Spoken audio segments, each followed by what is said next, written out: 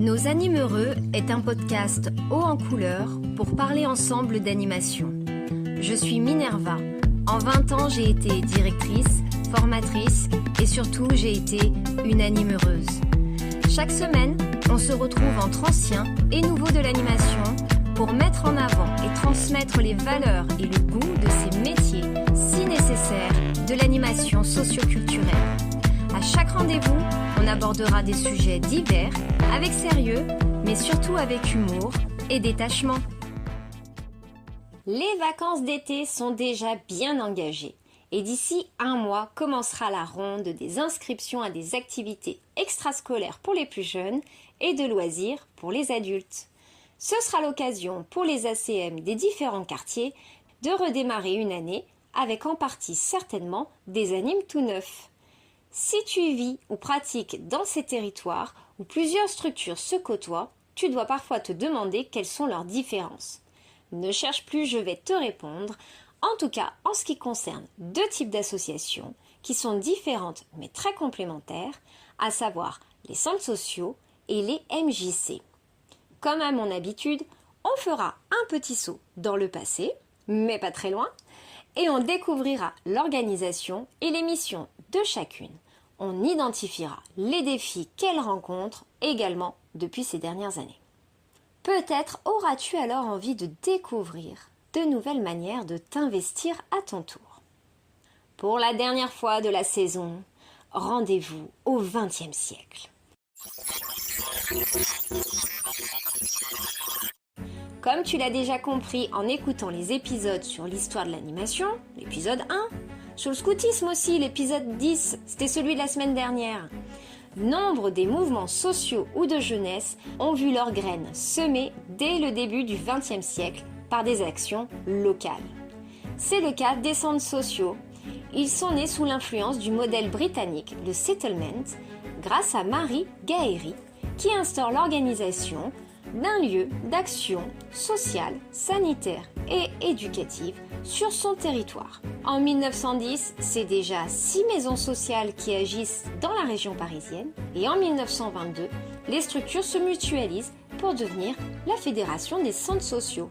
Allez, ne sois pas surpris, tu as bien compris. Après la Seconde Guerre mondiale, cette fédération a pris une place importante dans la refondation de l'État autour du Conseil national de la résistance. Pour sa part, c'est en 1944 que naît la première MJC.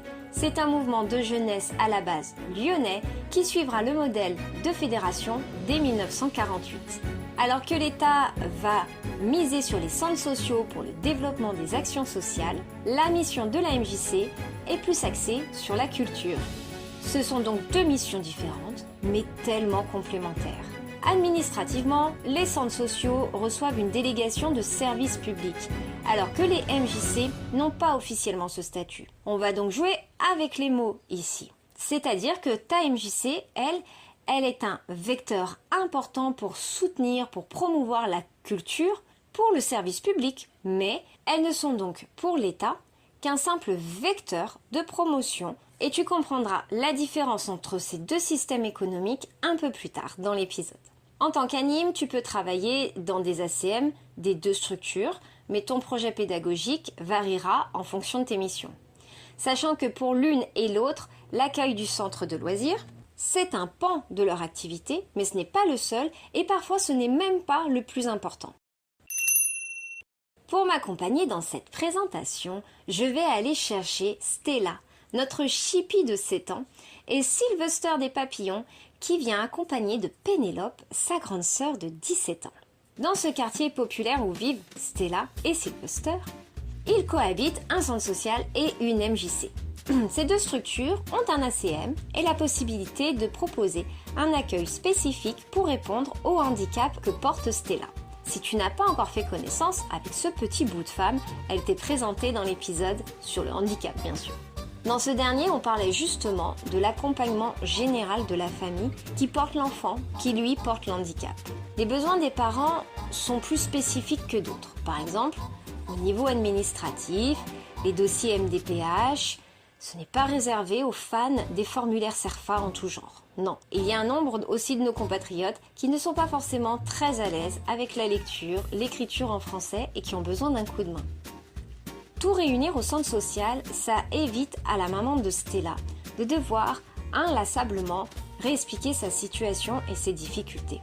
Dans l'accueil qui est proposé, elle a un référent, c'est-à-dire la première personne qu'elle a rencontrée, qui prend en charge la présentation de cette famille et chacun dans son secteur la connaît déjà et va pouvoir l'interpeller, par exemple pour des ateliers de loisirs, pour des choses dont elle pourrait être la cible et avoir besoin, pour qu'elle respire.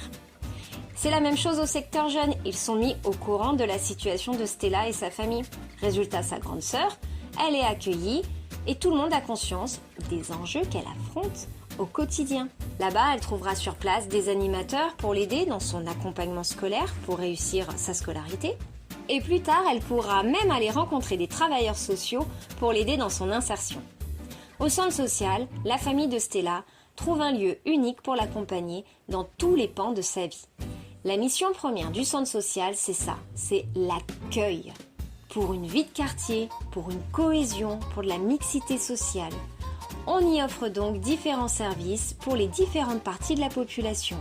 C'est une mission aussi de vigilance et d'accompagnement face à la pauvreté. Et cette pauvreté, elle est grandissante. D'ailleurs, ce sera un des sujets au programme de la saison 2. Profites-en pour t'abonner dès aujourd'hui, pour ne pas rater l'épisode de rentrée. Alors maintenant, passons à Pénélope. Pénélope, elle dépose et récupère Sylvester chez les papillons, c'est son petit frère intrépide, chaque semaine au centre aéré. Quand elle était petite, elle venait elle-même dans ce centre aéré. Tout le monde l'a vu grandir, s'épanouir, et vers 15 ans, elle a délaissé le centre social. Pas à cause du centre social, non, mais pour la MJC. Pénélope, elle a pu, avec sa classe de collège, assister à une représentation théâtrale au sein de ce qu'on appelle le studio. C'est un lieu de création et de spectacle qui est dans la MJC. Pour elle, ça a été un événement. Elle a découvert que le spectacle vivant était à sa porte. Depuis 2 ans, elle est donc devenue adhérente. Alors, elle participe à des ateliers qui regroupent différentes personnes de différents âges. Elle participe à la vie de la MJC également. Et elle continue à être spectatrice du travail des autres. Et cette expérience lui a ouvert de nouvelles perspectives. Elle voit l'avenir différemment. Elle a rompu avec des liens qui la maintenaient, avec une vision stéréotypée de ce qu'elle était capable de faire. Qu'est-ce qu'elle en fera plus tard ? Mystère et boule de gomme, hein. Mais certainement qu'elle aura un avenir plus épanoui, où elle aura pris les choses en main pour choisir ce qu'elle voulait faire. Les missions de la MJC, donc, c'est l'épanouissement de chacun par la culture, en proposant une vie associative et l'accès à des créations qui trouvent leur public, notamment avec des tarifs très très bas. On y pratique bien entendu les arts, on y découvre des thématiques qui semblaient inatteignables, par exemple l'opéra pour les plus jeunes. Dans une MJC, on ne construit pas le programme par rapport à des études de marché ciblées. On travaille à une proposition de transversalité culturelle, d'échange, de connaissances, de découverte. À ce stade de l'épisode, tu as compris les grands axes qui définissent ces 2 structures. Garde quand même en tête que c'est une présentation tout à fait générale et que chacune doit avoir effectué un diagnostic du territoire pour répondre à ses propres enjeux. Elles ne font pas du copier-coller du travail des unes et des autres. Alors maintenant, on va parler des enjeux de demain. Ce sont donc toutes les 2 des associations régies par la loi 1901 et elles n'ont pas exactement, je te disais, le même statut vis-à-vis de l'État. Le centre social est un acteur de l'action sociale, ok, et l'État lui a délégué la gestion de certains services. Par exemple, moi j'ai travaillé dans des centres sociaux qui avaient des PEF, des permanences emploi et formation, qui devaient donc gérer l'insertion, le retour à l'emploi des chômeurs. Pour ce genre d'action, les centres sociaux ont un financement qui vient de l'État, et notamment par la CAF. Et puis pour d'autres projets ponctuels comme les autres, ils ont des subventions de la collectivité, qui vient des villes, des agglomérations. La MJC, elle, en majorité, elle est soumise seulement aux dotations de la collectivité, donc au vote des budgets faits par le conseil municipal. Il n'y a pas besoin d'être polytechnicien pour comprendre la précarité des budgets des associations. Chaque projet doit être validé par un système d'appel à projet. Il va sur une année civile, alors que nos actions, elles, se font sur une année scolaire. Résultat, se retrouve avec une dotation qui va de janvier à décembre. On n'est pas sûr l'année d'après, en janvier, que la dotation sera redonnée et que l'atelier qu'on a commencé en septembre pour toute l'année scolaire d'un élève sera poursuivi en janvier. Par leur financement CAF, les centres sociaux ont une trésorerie un peu plus stable. Mais beaucoup de présidents des fédérations sont en train de tirer la sonnette d'alarme. Parce que leur budget de fonctionnement a explosé et que les subventions de l'État n'ont rien compensé. Pourquoi elles ont explosé? Pour deux faits principaux. Un, l'inflation généralisée, notamment sur la hausse de l'énergie. Et deuxièmement, pour la revalorisation des salaires. C'est très bien, les gens en poste ont eu leur salaire revalorisé. Mais résultat, ça a gelé la création de nouveaux postes pour maintenir à niveau les budgets. Depuis plus de 10 ans, la sonnette d'alarme est sonnée aussi par les acteurs associatifs. Et puis voilà Tipa, qu'à l'été 2023, suite aux violences urbaines, on a vu nos jolis politiques, autant nationaux que locaux, qui avaient tous dans la bouche ces mêmes mots de proximité, de travail de terrain. Alors ça a sûrement rassuré la ménagère qui regarde le JT de 20h, mais moi ça m'a laissé un peu perplexe. Vont-ils, ces chers politiques, arriver avec un vrai diagnostic entre les mains sur les vrais besoins de chaque territoire? Viendront-ils avec des projets de fusion de structures pour faire des économies au risque de geler les postes et de confondre les missions des uns et des autres? Ou viendront-ils avec des moyens financiers pour une fois? Et oui, c'est ce modèle financier et économique des associations qui fait toute leur précarité. Hormis la contrainte et le côté chronophage par exemple, reprenons les appels à projets annuels. Pour toute action qui relève d'un dossier CEL ou classe, il va falloir que quelqu'un prenne le temps de remplir l'appel à projet tous les ans. On pourrait partir sur des engagements qui sont sur 2 ou 3 ans. On aurait beaucoup plus de sérénité. On pourrait avoir un travail beaucoup plus engagé. Les structures sont tributaires des volontés politiques du conseil municipal. Dans les années 2010, il y a des MJC qui ont découvert dans la presse que le dernier conseil venait de voter la fin de leur dotation annuelle au profit d'un équipement municipal tout neuf qui prendra en charge la diffusion culturelle de la ville. Résultat, tous les employés au chômage. Merci d'être venus, il n'y a plus rien à voir. Ça, ce sont des décisions de la collectivité territoriale et si vous les pointez du doigt, elles vont renvoyer la balle à l'État. Et alors c'est magique parce que lui, il a une solution clé en main à tous les problèmes de nos territoires, l'État. Ça s'appelle l'école.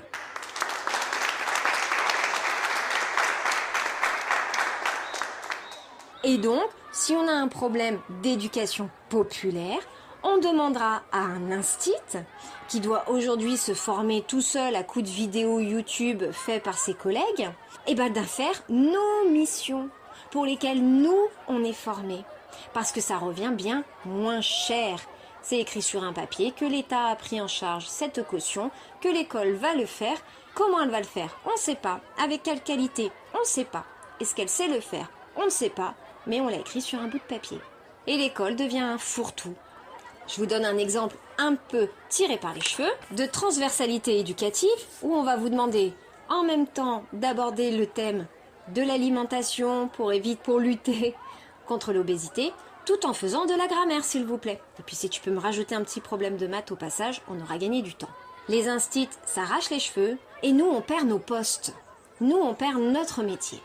Les gosses, eux, ils sont pas fous. Ils se rendent compte que le système mouline dans la semoule. Et notre propre ministère a été gobé il y a quelques mois par l'éducation nationale sans que personne ne bronche. Alors comment sortir de ces spirales? Tu t'en doutes, ce sont des choix de société et on se rend compte que cela peut être difficile à bousculer d'un point de vue national. Personnellement, je crois que les changements viennent plutôt du local, du régional, dans la proposition de nouveaux souffles. Alors quelques petites vues, j'ai pas la vérité, j'ai pas toutes les solutions, ça se saurait, mais j'ai déjà quelques vues pour toi pour commencer à enclencher un état d'esprit. D'abord, forme-toi, sois professionnel, sois crédible. Toute la saison, je te laisse seriner. Ce n'est pas à la hauteur de ton salaire qui fait la valeur de ton travail. Ensuite, n'oublie pas que les racines de ton métier viennent de l'engagement. Pas forcément dans un parti politique. Moi, ici, je ne ferai pas de politique. Je ne veux pas de récupération de parti, surtout que ces temps-ci, l'ambiance est plutôt clivante, voire malsaine. L'engagement, ce n'est pas ça dont je parle. Moi, je parle d'un engagement en tant qu'attitude, en tant qu'état d'esprit. Ensuite, prends en main ton territoire. Alors là, par contre, on peut parler de politique. Il va y avoir des élections municipales. Essayez de vous incorporer dans des listes. Essayez de peser, vous, les acteurs associatifs, pour pouvoir notamment être là lors des votes et des budgets. Ensuite, intéresse-toi aussi au modèle participatif. Ceux-là, ils vont pas sauver le système. Par contre, ils permettent d'imaginer de nouvelles idées, de nouveaux concepts. Et ça, on en a toujours besoin. Et puis, il y a des volontés politiques dans des communes qui ont travaillé autour de la coopération avec leurs acteurs sociaux qui ont été des vrais succès. Ce sont souvent des héritages des années 80 où les villes investissaient dans la jeunesse. Parce qu'une société qui va bien, c'est une société qui n'a pas peur. Elle investit dans sa jeunesse, dans son avenir. Une société qui a peur, elle investit dans la sécurité et de la vidéosurveillance. J'ajoute pour conclure que les lieux d'action sociale ou d'éducation populaire, que ce soit les centres sociaux, les MJC ou d'autres structures encore, valorisent la transmission et la compréhension entre les générations. Ce sont des lieux de rencontre, d'échange. On comptera tous ceux que le système n'a pas réussi à accompagner. Mais combien de personnes ont vu leur vie quotidienne, leur avenir pour certains amélioré, bonifié, parce que ces associations étaient là, présentes en bas de chez elles. Ce décompte-là, il serait peut-être temps de le mettre sur la table. Tu décides cette rentrée de travailler en centre social ou en MJC, bravo. Tu comprendras mieux pourquoi maintenant on va te solliciter pour monter des actions transversales, pour suivre une thématique précise à des moments précis de l'année. Parce que tu fais partie de ce tout. J'ai travaillé dans des quartiers, dans des territoires qui avaient connu de grandes périodes de violence, de crise financière à cause des vagues de chômage, de tout ce qui peut s'en suivre. Les acteurs publics avaient décidé de faire face en mutualisant leur travail autour de projets qui se croisaient, mais pas seulement au niveau d'un quartier, au niveau de différents quartiers d'une seule et même ville, ou au niveau de plusieurs localités en zone rurale qui se réunissaient pour être plus fortes. Et oui, parce que la zone rurale aussi, elle est touchée par ces mêmes difficultés. Ça prend pas forcément la même forme, mais ce sont les mêmes difficultés. Voilà, être animateur, c'est avoir de l'engagement. Toutes ces structures dont on a parlé ces dernières semaines émanent pour la plupart d'un XXe siècle suite à 2 guerres mondiales. J'imagine qu'on a eu assez d'atrocités pour apprendre de nos erreurs. Donc la politique ici, elle est plutôt présentée comme une prise de pouvoir. Moi, je conclurai par la définition du terme plutôt d'engagement et d'un point de vue philosophique. L'engagement, c'est un acte par lequel l'individu assume les valeurs qu'il a choisies et donne, grâce à ce libre choix, un sens à son existence.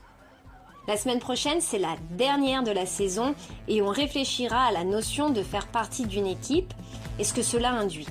Cet épisode t'a plu? Bon, partage-le autour de toi, n'hésite pas. Et retrouve tous les précédents sur la page internet. La petite dédicace du jour, elle est pour l'ensemble de tous ces bénévoles qui font partie des conseils d'administration de toutes ces associations. Parce que dans les conseils d'administration, il n'y a quasiment que des bénévoles et que ce sont eux, les acteurs sur le terrain, qui s'engagent face aux politiques pour faire perdurer tous ces lieux de vie, pour faire prospérer leur territoire dans la paix. Donc ce petit clin d'œil, il est pour vous. Allez, salut, à la semaine prochaine.